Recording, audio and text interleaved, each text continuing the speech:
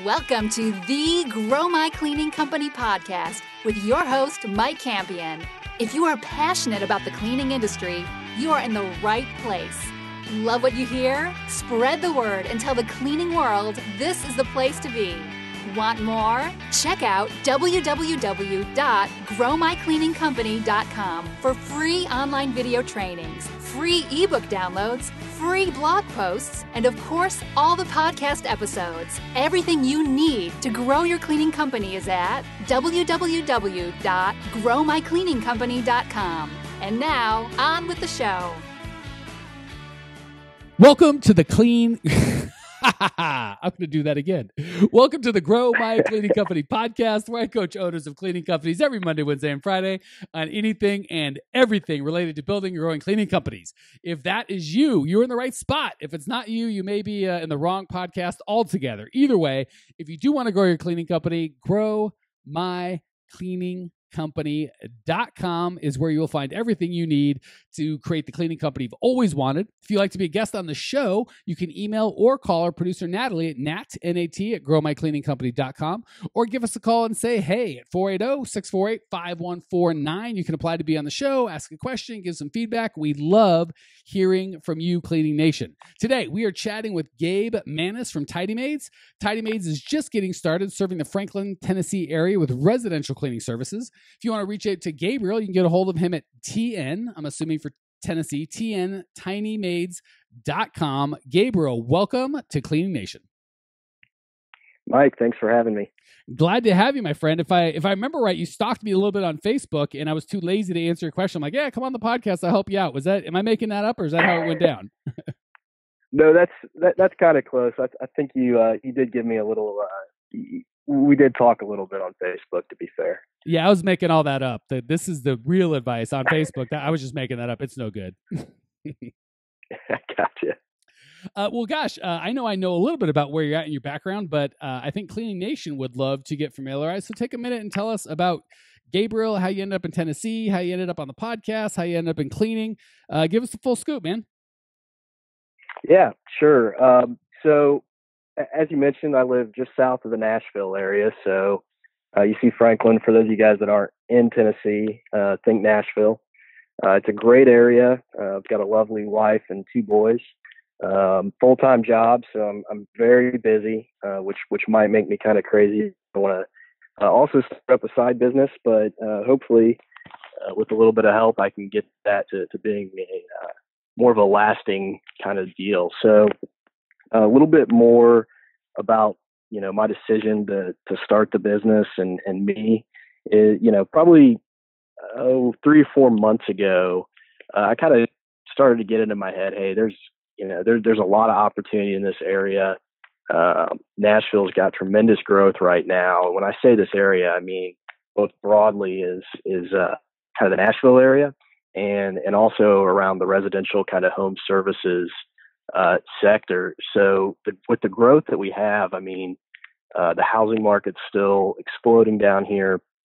The jobs that we're attracting right now are good jobs, kind of higher paying jobs that lend themselves to folks needing either cleaning service or any number of other services at the house. So after I made that decision and got the support of my wife, of course, I started kind of looking around at what I wanted to do specifically, and kind of settled on residential house cleaning.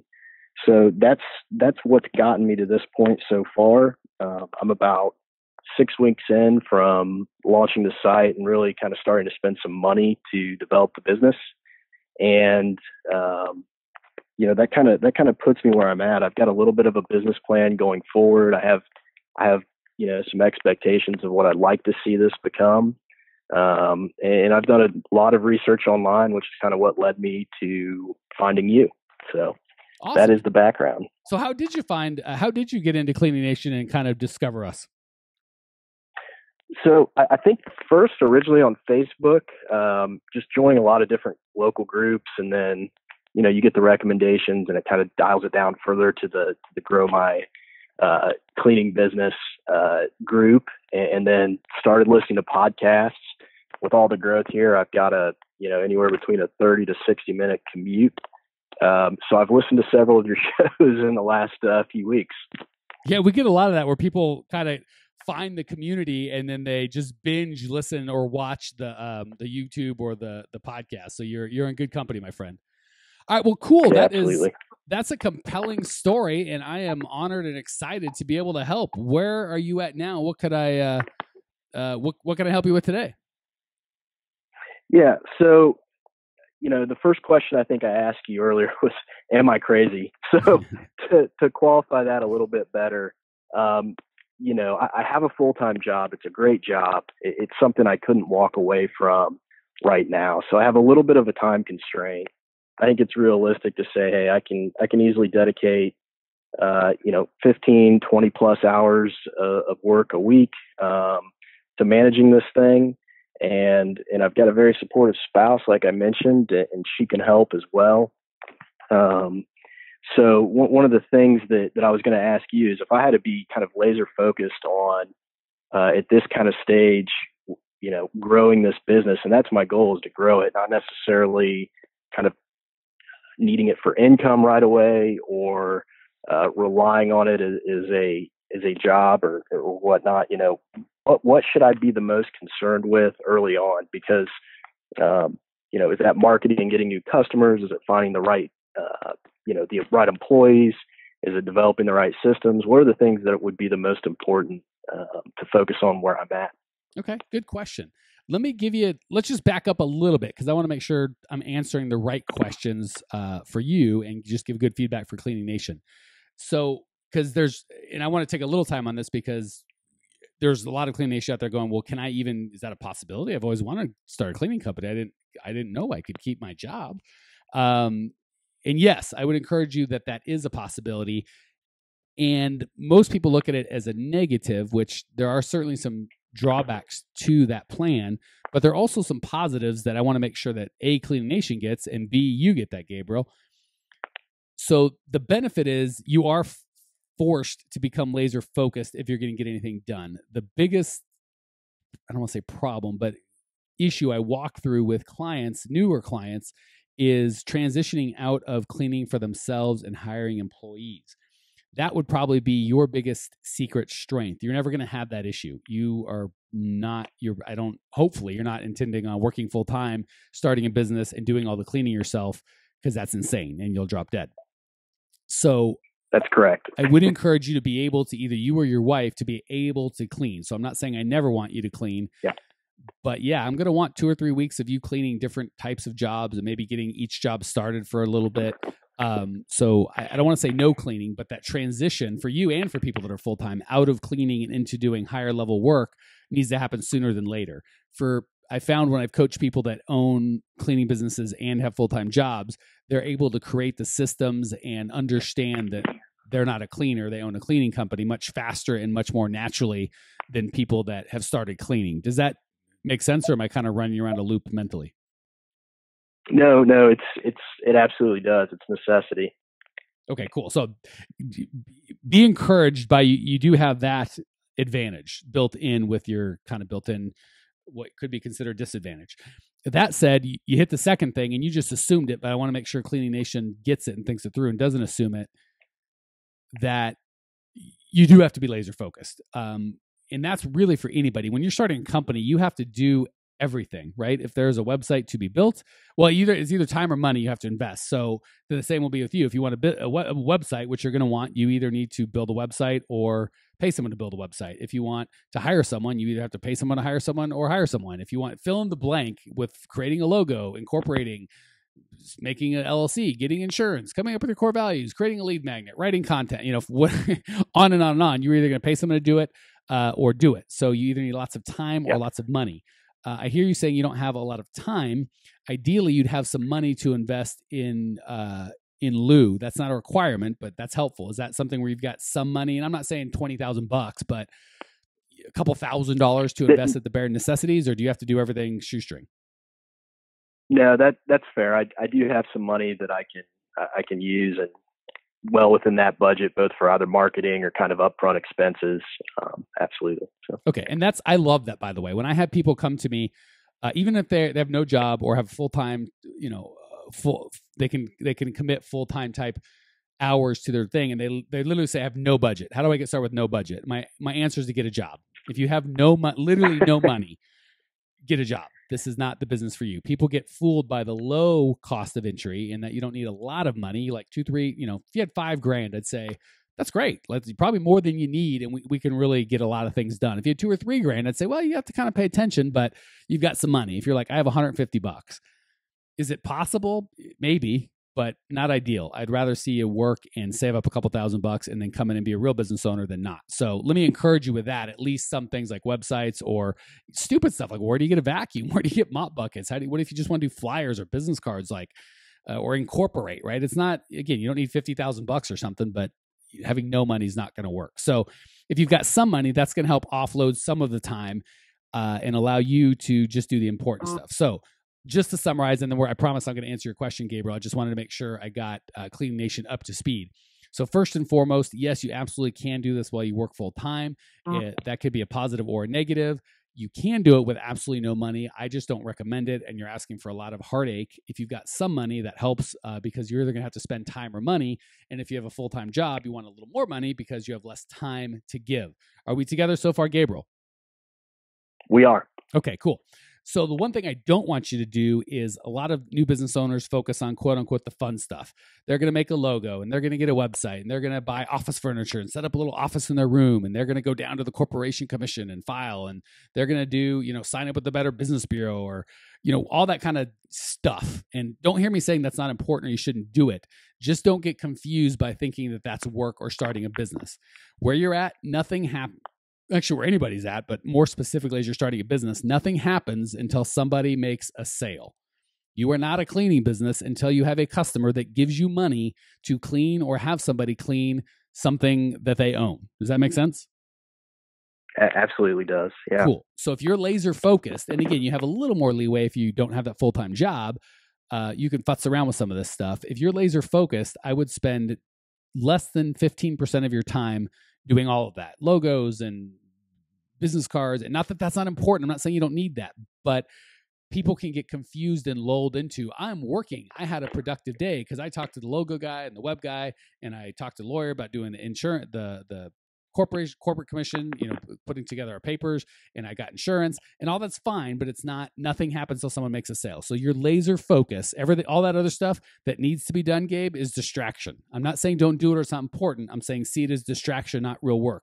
The only real work is talking eyeball to eyeball, belly to belly with somebody that is willing to pay you or someone that you hire to clean for them. That is your laser focus to begin. And you're not going to stay there. This is just for the first 5 customers.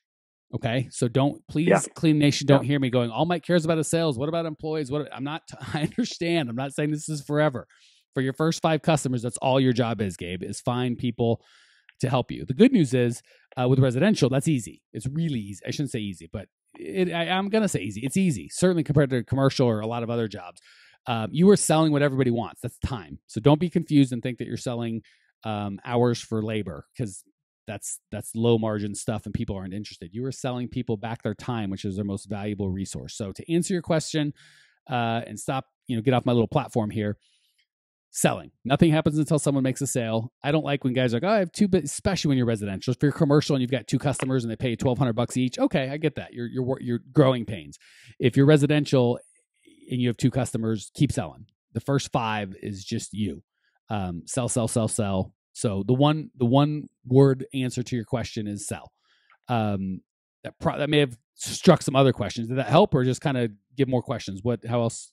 Give me a response. No, that's great. That's great, Mike. And it helps me kind of, because some of that stuff is fun, right? When you go out and you're designing a logo, you're paying somebody and you're getting revisions. But it's really helpful to get that coaching to say, hey, I need to focus on what matters the most, which, as you said, is bringing revenue in. Yeah, and if you were astute enough to go, man, you sound like you really know about that, Mike. How are you so good at that? Well, because I've been that guy and wasted a bunch of time and felt very self-important by doing that stuff. And again, please don't hear me say that's not important things. It's just not important until somebody buys something. Insurance, logo, none of that crap matters until you have a company. And for your first customer, you just say, Oh, that's the other thing. Let me tell you this. And I'm not saying you would do this, Gabe, but I promise you a listener out there would. And I want to save them from that is try and act like you're something you're not. Just be totally transparent. Hey, Mr. Johnson, Mrs. John, whoever you're talking to, you are my first client. I don't have a logo. I don't have nothing. I have the desire to do an amazing job for you. And I'll be quite frank. The $250 I'm quoting you, I'm not all that interested in that. What I'm interested in is that you give me a review on Yelp and Google and a video testimonial, and you tell the world how awesome I am.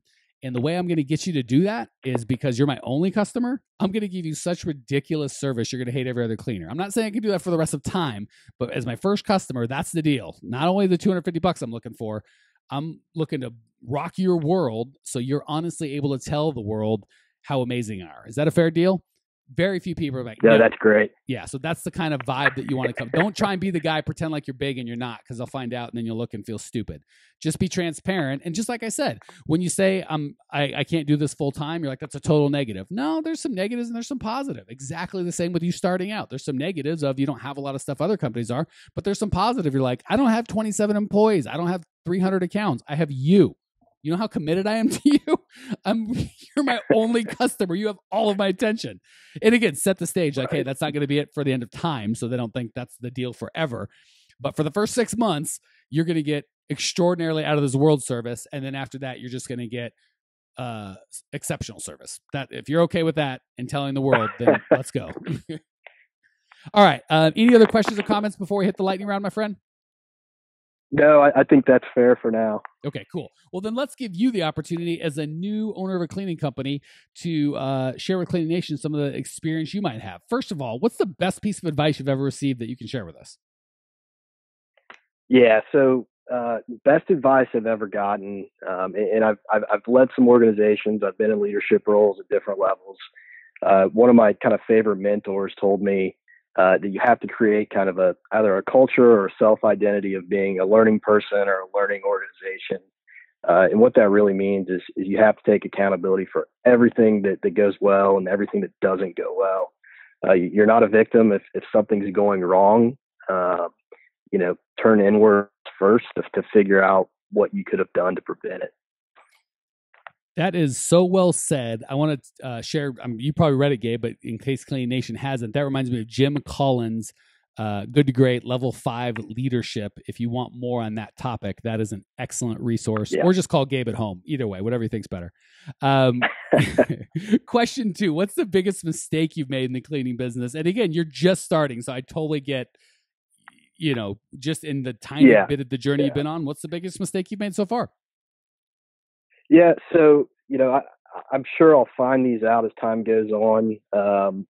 If I look back at the last 6 weeks of saying, okay, I've got all these things like a website, and I'm ready to start selling some stuff and getting customers. At first I was going really broad, so I was kind of taking a look at Yelp and looking at SEO and AdWords and Facebook ads and thumbtacks and all this different stuff. And so over the last probably 2 weeks, I've really drilled down on maybe 2 of those areas and learned so much more about each one of them that I think they'll pay dividends as opposed to going really wide starting out.